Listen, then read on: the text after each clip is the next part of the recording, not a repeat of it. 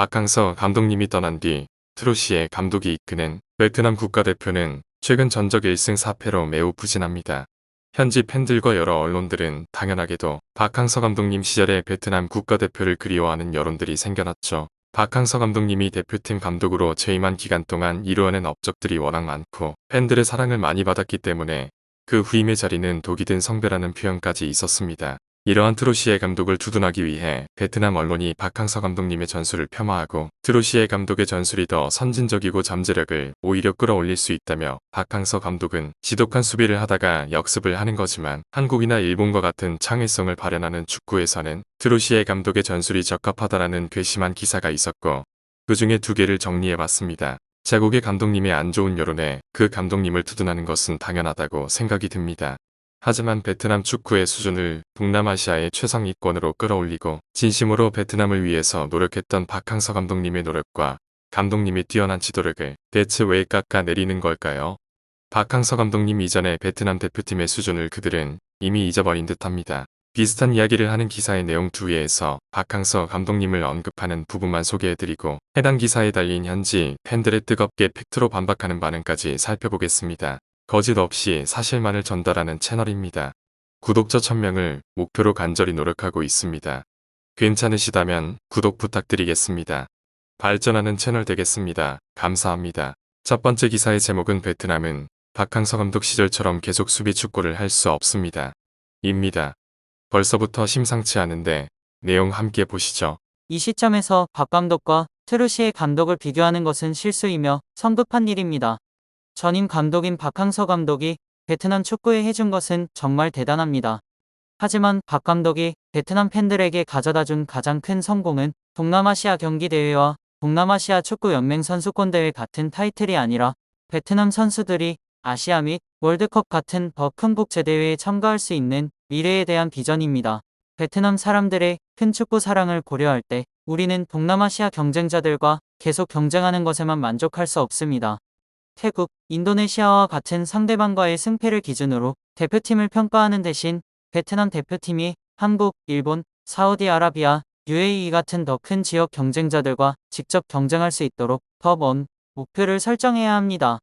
우리는 박 감독 시절 베트남 대표팀의 최고기에서 경험이 풍부하고 열망이 크며 좋은 컨디션을 가진 핵심 선수들이 있음에도 불구하고 아시아 지역 2022 월드컵 예선 3라운드에서의 패배가 우리의 수비 후 역습 전략이 이미 한계에 다다랐음을 보여주었습니다. 베트남 축구는 이런 전략만으로 더 이상 발전할 수 없습니다. 마치 박항서 감독님이 수비 전술만을 고집해서 베트남이 수비적인 팀이 된 듯한 뉘앙스로 들리는데요. 처음부터 반박하자면 박 감독님의 베트남 팀은 수비 축구가 아닌 높은 체력을 요구하고 그 체력을 바탕으로 높은 압박과 빠른 역습을 노리는 팀이었습니다.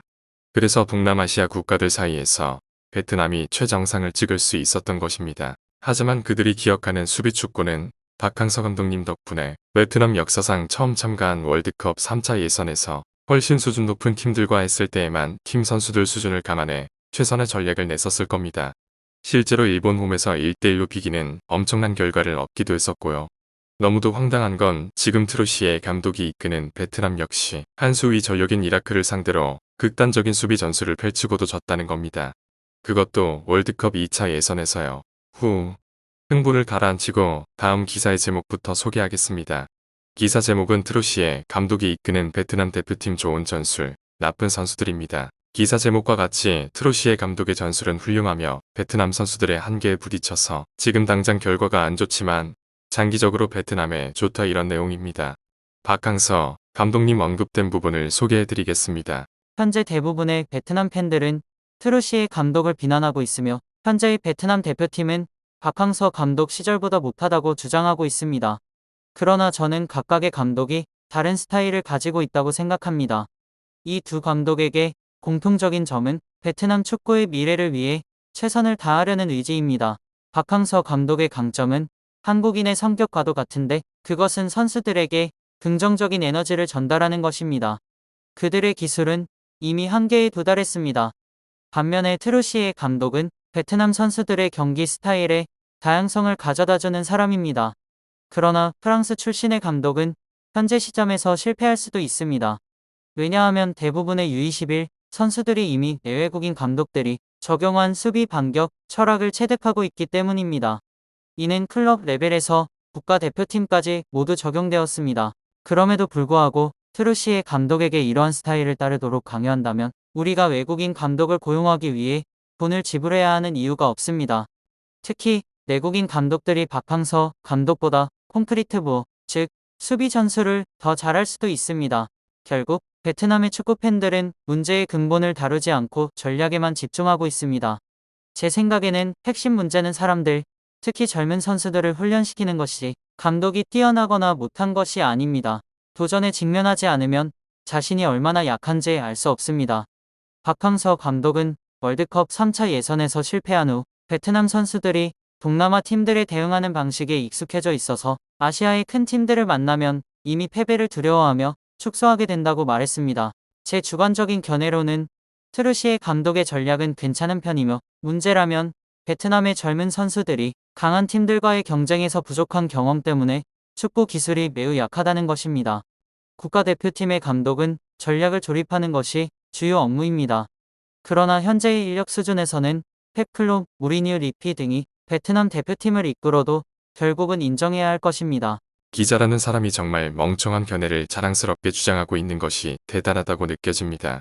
하다 기존 선수 풀에 맞게 전술을 짜는 게 당연한 것인데 트루시의 감독의 전술에 자국의 팀 선수들이 기술이 부족해 못 따라가는 게 원인이다라고 주장합니다. 축구 강국인 프랑스에서 온 감독을 무조건 찬양하는 축구 사대주의를 보여줍니다. 그들은 박항서 감독님 덕분에 처음으로 월드컵 3차 예선을 진출했습니다. 그들에게 언제부터 월드컵 3차 예선의 패배가 실패로 치부되는지 그 뻔뻔함에 놀라웠습니다. 박항서 감독님의 전술을 한국인 성격에 비유해서 선수들에게 좋은 에너지를 전달하는 것이라면서 그것은 한계에 봉착했다. 반면 트루시의 감독은 베트남 선수들에게 경기 스타일의 다양성을 준다라고 표현했는데 한국인 성격이 좋은 에너지를 준다까지는 괜찮았지만 박항서 감독님 전술에 대한 설명이 없이 한계에 봉착했다라고 결론 짓는 게 황당했습니다.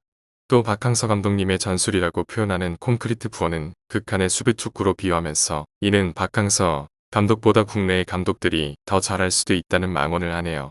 자국 감독을 응원하는 건 알겠지만 박항서 감독님이 베트남 축구에 기여한 것들을 마치 기존에 당연하게 이룰 수 있던 업적인 것 마냥 생각하는 게 아주 괘씸하게 느껴집니다. 다행히도 대부분의 베트남 팬분들은 이 멍청한 기사에 동조해주지 않았습니다. 팬들의 반응까지 살펴보죠.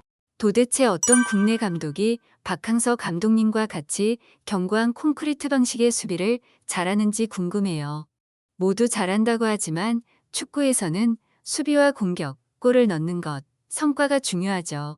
다들 열심히 칭찬하지만 경기 내내 한 번도 슈팅을 못하면 저는 뭐라고 말해야 할지 모르겠어요. 제가 가장 황당했던 의견인 수비 전술은 자국 다른 감독이 더 잘 구사할 거라는 망언에 대한 명확한 반박을 해주는 팬분이시네요. 인도네시아에 숫자가 많아도 졌어요. 공격과 볼 컨트롤을 하면서도 그냥 그림의 떡이었죠. 거의 1년 동안 아무것도 못했고 방어와 공격 모두 점점 더 약해지고 있어요. 볼을 잡으면 뒤로만 패스해요. 트루시의 감독이 이끄는 베트남 팀은 C게임 즉 동남아시아 경기대회에서 후반 15분 퇴장당한 인도네시아를 상대로 2대3으로 패배했습니다. 이 경기에서 박항서 감독님이 애정을 가지고 직관을 했던 게 인도네시아 언론이 포착해 화제가 되기도 했습니다. 이런 감독님을 어떻게든 깎아내리려는 사람들에게 화가 나네요. 볼을 주고받다가 다시 뒤로 패스하는 것만 반복하고 자기 팀 3분의 1 지역에서 그것만 하는 것을 좋은 전략이라고 부를 수 있나요?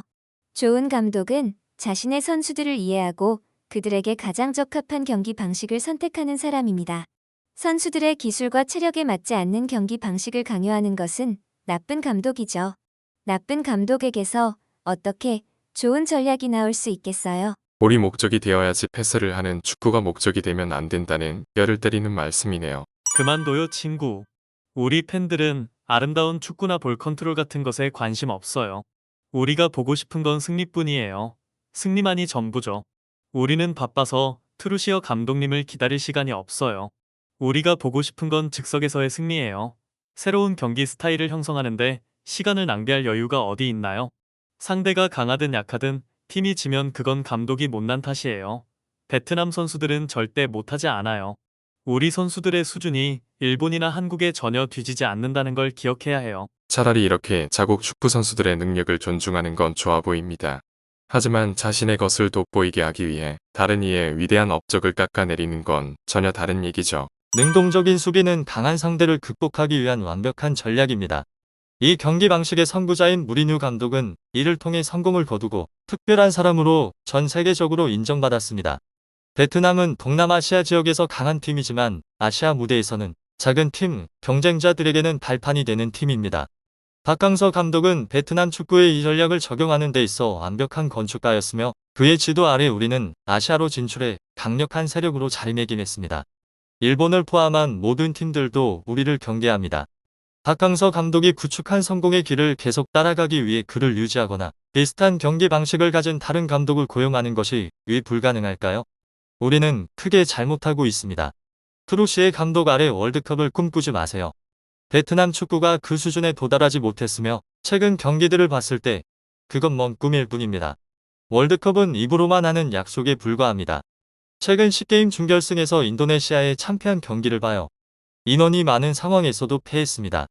저는 박항서 감독을 그다지 좋아하지 않지만 그를 정말 그리워합니다. 그에게 모든 것에 대해 감사하며 기쁨, 자부심, 눈물을 준 것에 대해 고마워합니다. 감사합니다. 그를 그리워합니다. 저자에게 할 말이 있습니다. 당신은 강에서 쓰던 그물로 바다에서 상어를 잡으려고 할 수 없습니다. 그 결과는 그물과 추를 모두 잃는 것입니다. 현실을 인지하고 올바른 방향을 설정하며 단계적으로 나아가는 것이야말로 성공으로 이끄는 방법입니다. 박항서 감독님을 그다지 좋아하지 않지만 그를 정말 그리워한다는 팬분의 말이 얼마나 박항서 감독님의 기여가 컸었는지 알 수 있는 글이었습니다. 영상에 대한 자유로운 의견 댓글로 달아주시면 감사하겠습니다.